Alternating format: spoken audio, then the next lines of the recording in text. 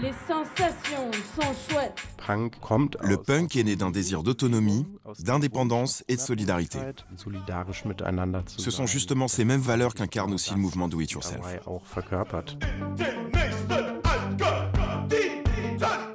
Ici, personne ne vit de ce qu'il fait, mais on continue parce qu'on aime ça et que c'est important pour nous. Dans une logique capitaliste, gérer un label DIY relève évidemment de l'auto-exploitation, parce que personne ne s'enrichit personnellement.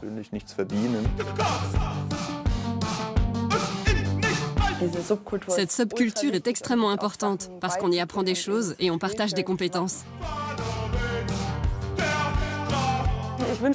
J'aimerais qu'à l'avenir, la culture DIY gagne un peu plus en visibilité. Ces lieux excitants sont propices à la création artistique et il faut que ça dure.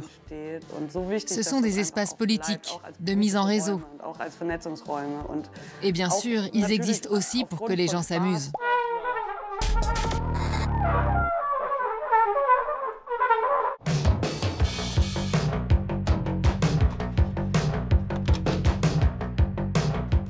Nous sommes au Blitz à Berlin. C'est un entrepôt qu'on utilise pour notre label Mangel Records. Je m'appelle Anne-Sophie et avec Martin, Oscar et Denis, on gère ce label depuis 5 ans.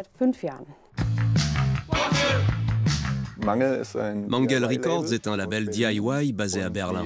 On sort des disques et des cassettes pour différents artistes. Certains d'entre eux viennent aussi de l'étranger. De l'Indonésie au Canada, tout est possible. On s'est spécialisé dans le post-punk et la wave, mais on a aussi déjà produit des groupes indie ou techno.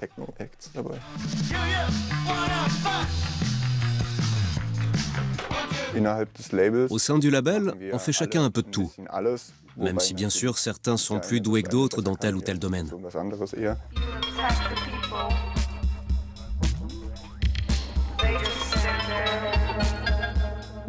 Le réseautage est très important pour nous et nous disposons d'excellents contacts dans tout l'espace germanophone.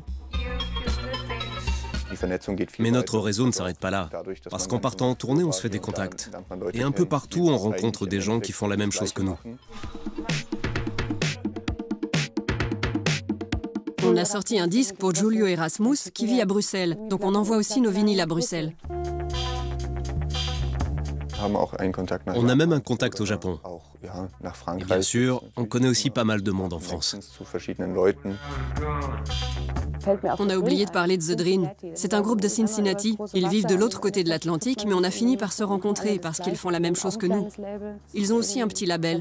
Et c'est cool de voir comment des structures similaires se développent en parallèle.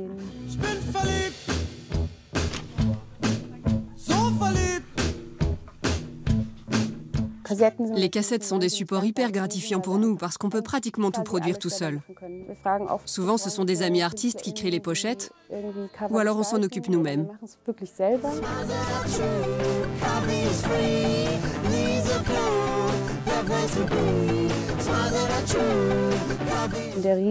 Je me suis retrouvée au Riso Club à devoir imprimer des pochettes sans savoir comment m'y prendre.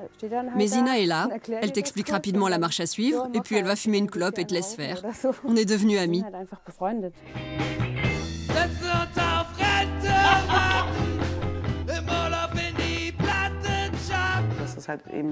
À l'intérieur de ce petit microcosme musical, il y a un lien très fort entre Berlin et Leipzig. Et on se voit très souvent avec Anne-Sophie, Denis et Martine. Je m'appelle Zina, j'anime le Riso Club depuis 10 ans. C'est un atelier d'impression ouvert et spécialisé en risographie à Leipzig. Le risographe est une machine qui ressemble à une photocopieuse. À l'intérieur, il y a des tambours, ce sont des cylindres qui appliquent l'encre. Ces cylindres sont recouverts d'un tamis autour duquel on fixe un film transparent et percé de trous minuscules. Lorsque le cylindre est activé, il tourne, le papier passe en dessous et l'encre sort par les trous du film transparent.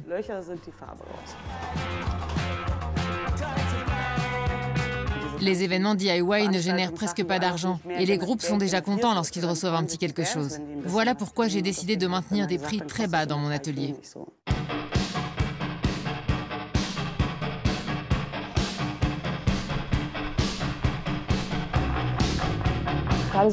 Dès nos premiers concerts, des bénévoles sont venus nous filer un coup de main. Ils vont aussi coller des affiches en ville ou passent nous voir au local.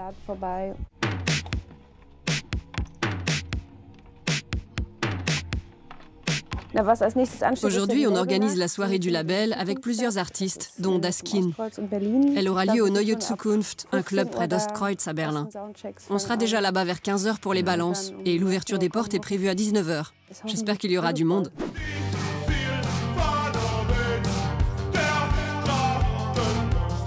Quand on organise un événement, on veille toujours à ce que les prix soient abordables.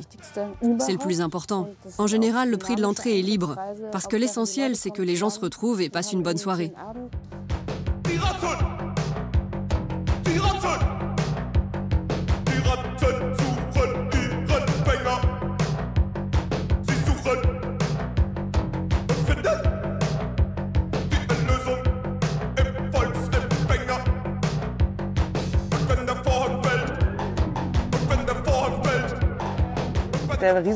Pour moi, le Riso Club est un espace politique. On échange tout naturellement les uns avec les autres. Par exemple, je n'ai jamais besoin d'acheter quoi que ce soit de neuf. Si j'ai besoin d'un câble, je demande au Fitness Club. Si j'ai besoin d'une perceuse, je demande à Fredo, le glacier d'à côté. Je pense que ces liens humains ont une dimension politique et c'est très important qu'un pareil réseau existe.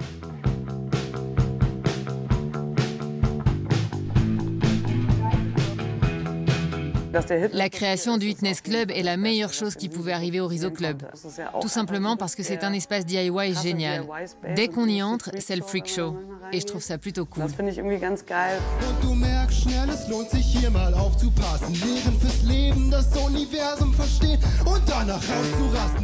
Ici, on a voulu créer une sorte de lieu communautaire. Un peu à l'image de nos voisins du Riso Club.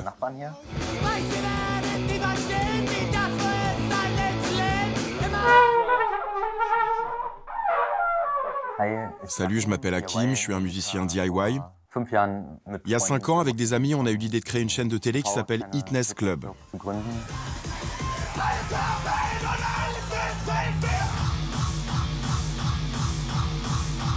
Je suis Ella du Fitness Club et j'en fais partie depuis le tout début. Je m'appelle Wibbs et je suis membre du Fitness Club depuis 3 ans. Je m'occupe surtout de l'organisation des concerts et de plein d'autres choses qui se passent ici.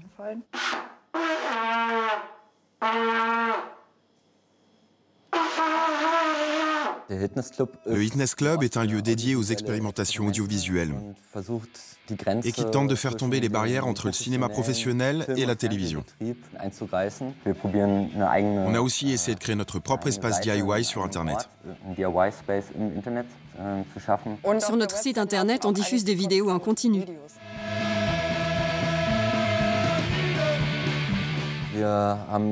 On a programmé une base de données avec toutes nos archives. Et les émissions qu'on a enregistrées au cours des 5 dernières années sont désormais toutes accessibles en ligne. On nous demande parfois, et on se le demande à nous-mêmes, si des gens consultent notre site. Mais on a décidé de ne pas chercher à le savoir. Et on ne regarde jamais le nombre de clics. Nach langem Suchen bemerkten sie, dass der Schlüssel zum Rauschschiff fehlte. Le mois dernier, on a été contacté par 2 collectifs qui font plus ou moins les mêmes choses que nous. L'un est basé à Budapest et l'autre en Amérique du Sud. Et ils ont aussi l'air très funky. Cette subculture est extrêmement importante pour apprendre des choses et partager des compétences.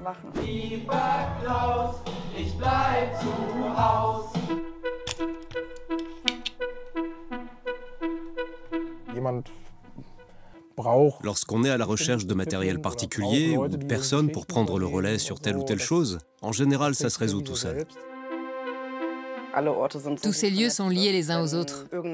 Alors si on a besoin d'une expertise particulière et très pointue, il y a toujours moyen de se débrouiller entre nous.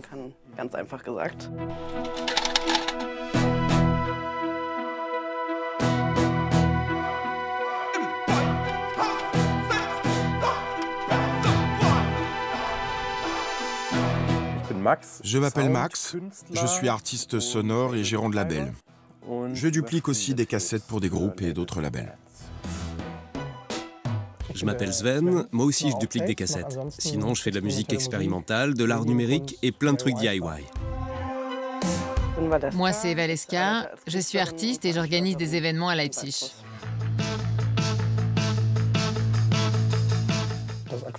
On fait plein de choses différentes. Mais je dirais que c'est avant tout un lieu qui propose une offre culturelle accessible, dans les domaines de la technologie, de la littérature et de la musique expérimentale. Avec Shell Tapes, l'aquarium a aussi un rôle important d'édition, parce qu'on enregistre de la musique sur cassette. On duplique des cassettes pour différents artistes, parfois internationaux, et aussi pour des labels. Quand on achète des cassettes venant des États-Unis ou même du Royaume-Uni, on se retrouve souvent à payer des frais d'expédition et des droits de douane exorbitants. On s'est alors dit qu'on allait proposer aux labels américains qui sortent des albums d'en faire nous-mêmes les éditions européennes.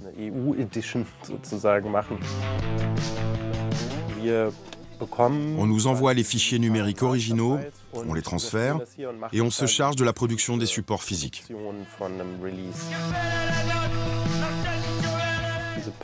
Cette attitude punk est vraiment notre dénominateur commun. Avec mon groupe League, on a enregistré un 45 tours et on a voulu le sortir sur notre label. Mais ils nous ont répondu que ça n'en valait pas la peine. Du coup, on s'est dit qu'on allait s'en occuper nous-mêmes.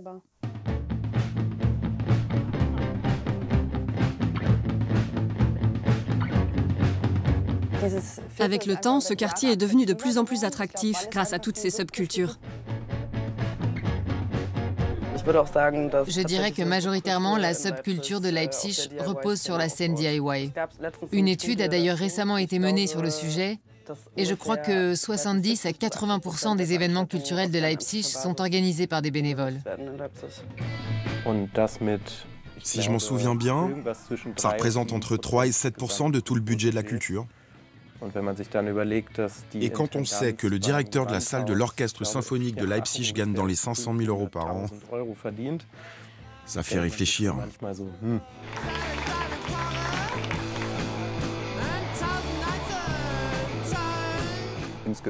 La scène DIY est constamment soumise à de l'instabilité, parce que certains endroits ferment et ne sont pas forcément remplacés. C'est aussi simple que ça. Et la gentrification n'arrange pas les choses. C'est aussi pourquoi pas mal de bars et de petites salles qui s'étaient lancés avec passion dans leur projet ont dû mettre la clé sous la porte.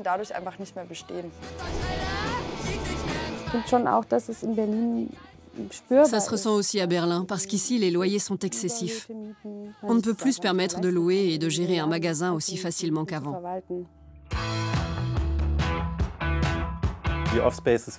Aujourd'hui, les lieux alternatifs sont beaucoup moins nombreux. Et le problème qui nous concerne tous, c'est que d'un côté, on travaille pour ainsi dire gratuitement, et de l'autre, on est constamment sous pression. L'étau se resserre et la situation n'est pas près de s'améliorer.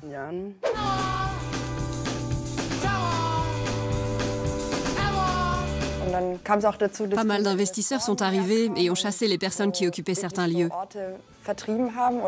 Ou alors ils ont mis fin à des projets avec des contrats de location exorbitants et impossibles à payer. Tout ça met la culture DIY à rude épreuve.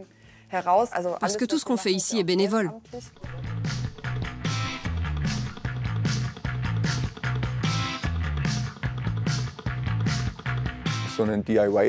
Dans une logique capitaliste, gérer un label DIY relève bien sûr de l'auto-exploitation, parce que personne ne s'enrichit personnellement. Tout l'argent qu'on gagne est réinvesti dans de nouvelles sorties. En plus, on essaie toujours de les proposer au prix le plus bas possible, pour permettre aux artistes de se faire connaître. C'est pourquoi on a tous un job à côté qui nous rapporte de l'argent.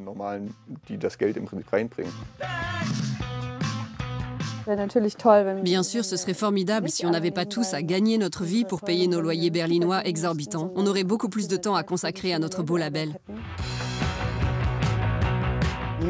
Ici, personne ne vit de ce qu'il fait. D'ailleurs, c'est pas le but. Enfin, dans l'idéal, si. Mais on continue parce qu'on aime ça et que c'est important pour nous. Mais bon sang, c'est nous qui avons construit ce lieu. C'était un espace vide qu'on s'est approprié et qu'on a aménagé. Et rien que ce sentiment d'accomplissement a une énorme valeur.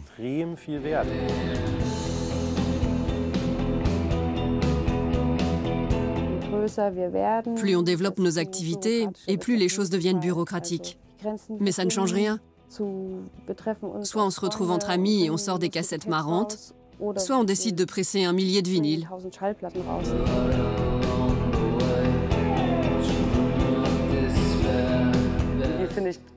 Il existe encore des réseaux où l'on s'invite à participer à tel ou tel événement. Et j'apprécie beaucoup cette cohésion naturelle et le fait de passer de bons moments ensemble.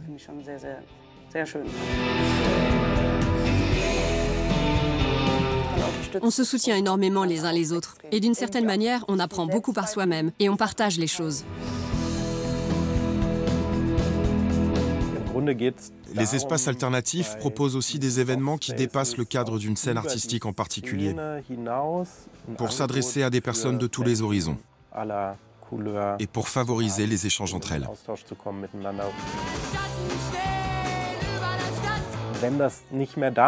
Si tout ça venait à disparaître, le paysage urbain serait mort. Alors certes, on pourrait encore aller à la boulangerie, s'acheter un kebab, une nouvelle cigarette électronique ou souscrire un nouveau contrat de téléphone mobile. Mais ce serait tout. J'aimerais qu'à l'avenir, la culture DIY gagne un peu plus en visibilité. Ces lieux sont propices à la création artistique et il faut que ça dure. Ce sont des espaces politiques, de mise en réseau et bien sûr, ils existent aussi pour que les gens s'amusent.